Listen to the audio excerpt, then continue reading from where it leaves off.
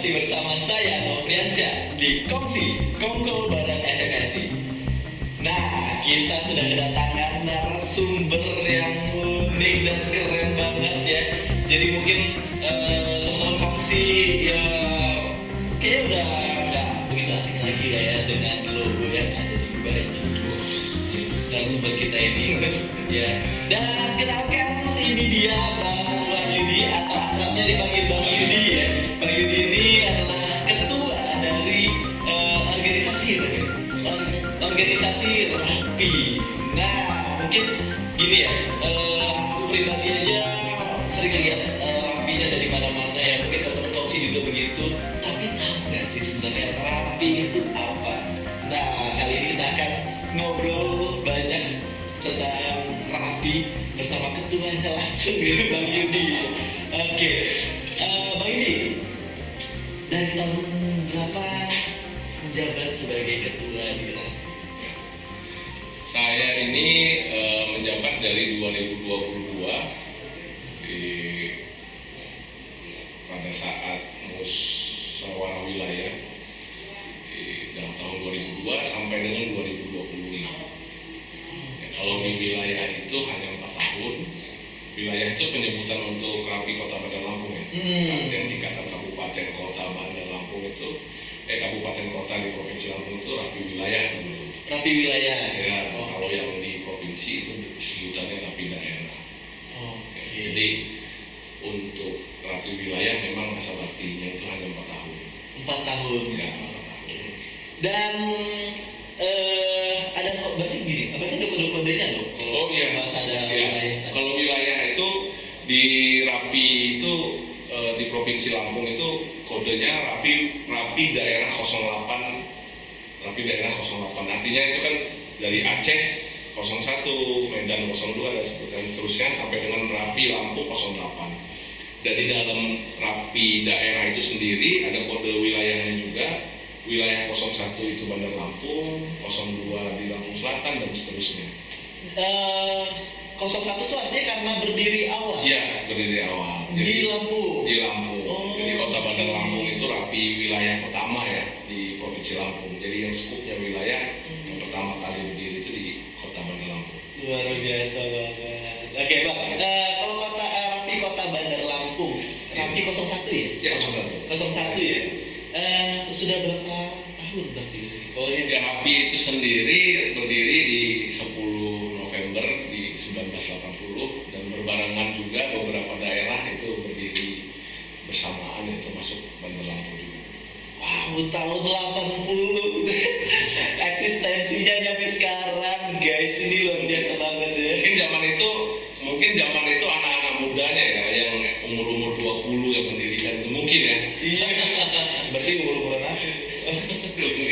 Berarti memang next adalah generasi muda-muda ya juga berarti ya. Betul, karena memang mayoritas memang kita umurnya di atas 50 ya, mayoritas ya. Karena saya umur 40-an ini cukup sedikit jumlahnya gitu loh. Dan mungkin saya yang termasuk yang paling muda ya gitu loh.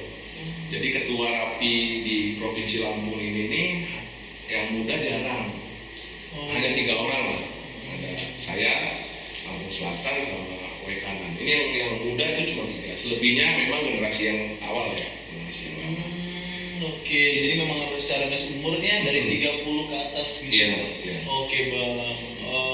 Ternyata untuk sumber daya yang muda-mudanya masih kurang, mungkin butuh kita buat skema atau formula yang memang menjelaskan ke anak-anak generasi muda bahwa RAPI itu mindsetnya nggak hanya radio ya, harusnya ya RAPI itu harusnya mindsetnya nggak hanya radio yang old ya, ibaratnya sekarang udah punya handphone, WA, sudah main game dan lain sebagainya, perangkat praktis yang baru lah gitu ya. Jadi melihat mindsetnya RAPI itu radio, jadi defend, mereka nggak mau bergabung gitu. Padahal sebenarnya di organisasi RAPI ini ya banyak nilai-nilai luhurnya.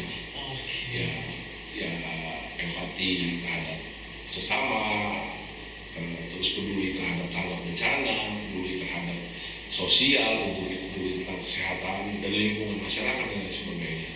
Ya saya pikir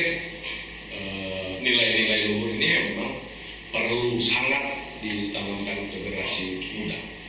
Oke, membahas tentang nilai-nilai luhur yang penting banget untuk generasi baru ini, dan generasi muda ya, Bang, yang untuk tahu dan memahami apa itu rapi, dan sebenarnya rapi itu sendiri apa sih, Bang? Dan bentuk kegiatannya apa aja kalau memang bukan radio? Rapi ini kan kepanjangannya itu Radio Antar Penduduk Indonesia.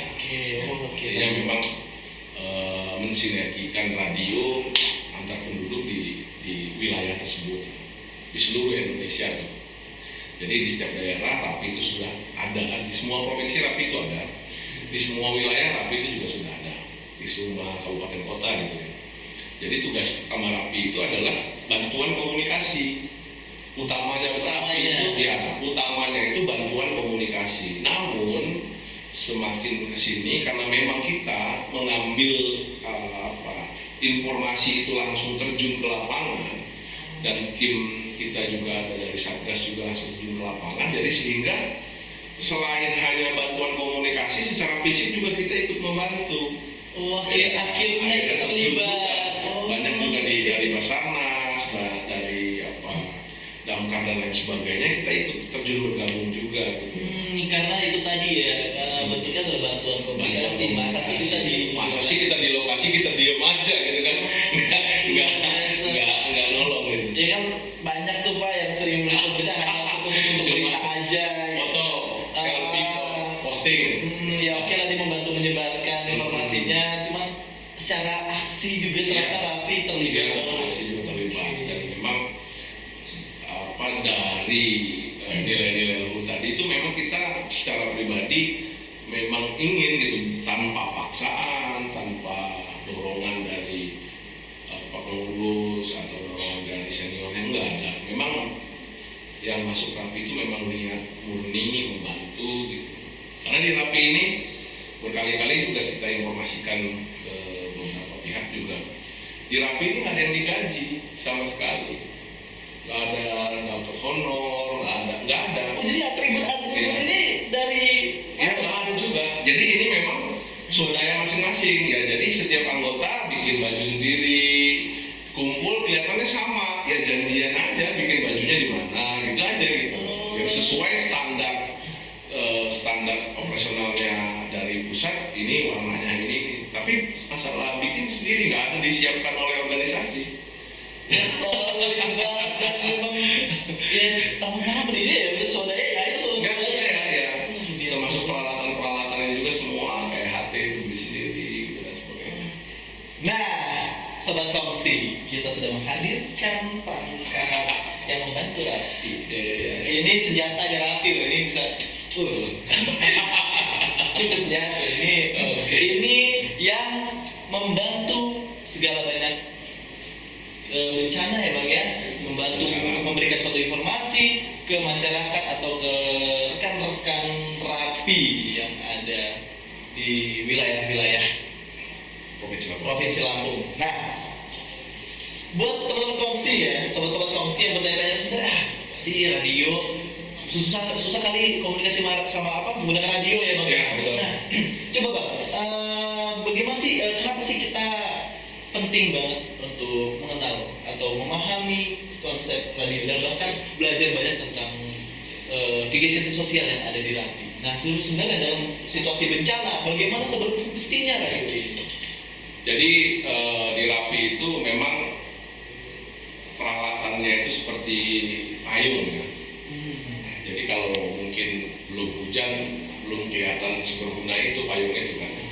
Dalam kondisi panas ya payung nggak seberapa. Jadi gini, ketika tanggap bencana, ketika ada kebencanaan di RAPI itu kita memiliki peralatan yang bisa membackup semua jalur komunikasi. Contoh ya, kalau ada gempa dan tsunami itu semua BTS, terus lampu, listrik dan lain sebagainya itu padam. Nah, pada saat itu dari lokasi bencana sampai keluar tempat kita meminta bantuan itu kan amat sangat sulit berkomunikasi. Handphone udah jelas enggak, apalagi WA udah pasti enggak. Jangan jalur GSM aja udah enggak ada. Nah, namun kalau di di Rapi Provinsi Lampung ini ada satu mobile link namanya. Ini repeater. Jadi alat peralatan repeater, satu mobil yang isinya repeater yang bisa disetting, dipasang hanya dalam waktu 10 menit sebagai antena pemancar ya. Sebagai antena pemancar, dan ini sering didemokan di setiap ulang tahun Rapi. Sebagai antena pemancar itu bisa dipasang, radio datang ke daerah bencana sebagai servernya, bantuan servernya atau mobile link, dan dia bisa memberikan informasi secara jelas melalui suara ke luar untuk memberikan bantuan. Dan jangkauannya berapa? Oh, jangkauannya sangat luas. Jadi mungkin waktu gempa yang di Kalianda itu bisa sampai Jakarta, Wah, Banten, Bandar Lampung dan lain sebagainya. bentuk kegiatan sosial yang terlibat selain dari media komunikasi masyarakat itu apa aja? Maksudnya tadi aku tuh sempat riset dan aku tuh banyak bener lihat kok ada di Basarnas ada, Logo Rapi di BPBD ada, Damkar ada. Itu bagaimana sebarannya? Ya, kita itu di Rapi ya, sedikit menjelaskan, mungkin rekan-rekan Rapi sudah sangat tahu, kita itu ada 4 satgas. Yang pertama Satgas TRC, tim reaksi cepat yang biasa baju orange. Ada Satgas Jakom, jaringan komunikasi, mereka yang memaintain semua peralatan di kita. Jakom ini satgasnya. Ada Satgas Bansos, Bansos ini bantuan sosial. Jadi ketika ada kebencanaan butuh apa yang namanya Logistik. Iya, Bansos ini bergerak. Oh, dia yang mengkomunikasikan entah itu stakeholder instansi lain. Iya betul, stakeholdernya. Ada lagi Satgas Rapi Rider. Ini Rapi Rider ini yang mobile memberikan informasi. Jadi artinya dari Kesatgasan TSC yang memberikan informasi, yang mobile itu yang ini Satgas Rapi Rider. Dan itu memang sudah sesuai dengan PO dari Rapi Nasional bahwa Satgasan itu ada 4 dan semua seragam juga disetarakan seluruh Indonesia. Oh, seragam itu sudah di SK-kan dari pusat. Memang seperti itu. Ya seperti ini kan ini seragam nasional ya. Ya, seluruh Indonesia untuk pakaian dinas harian seperti saya pakai. Tuh ya teman-teman ya.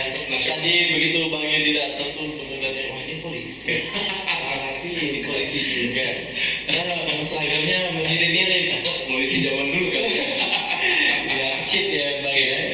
Oke, Bang terakhir Bang. Ya. Apa sih harapan ke depannya untuk Rapi ini sendiri dan untuk ke masyarakat atau sobat-sobat kongsi yang nonton podcast? Ya, harapannya saya Rapi ini masih terus bersinergi gitu dengan stakeholder pemerintahan, perusahaan dan masyarakat gitu, sama-sama memberikan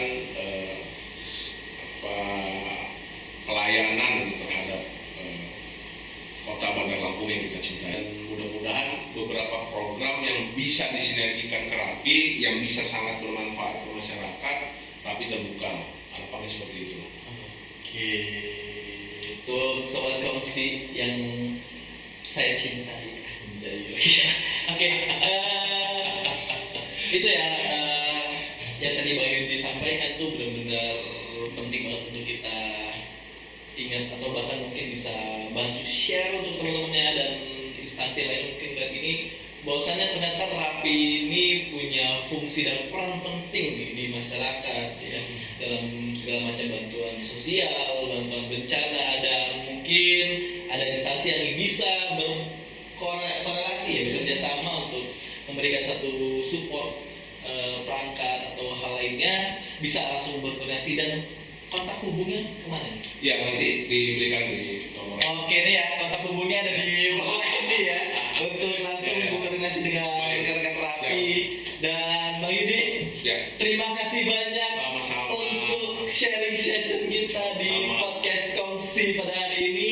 Dan semoga sobat Kongsi juga teredukasi bahwasannya ternyata perangkat ini sebegitu bergunanya, dan juga banyak hal lain yang banyak belum kita pahami dan mungkin ada harus yang kita mulai tertibkan ya untuk penggunaan dan kepemilikan benda ini. Oke, terima kasih Bang Yudi. Sebelumnya salam untuk teman-teman yang ada di Rapi dan sampai jumpa.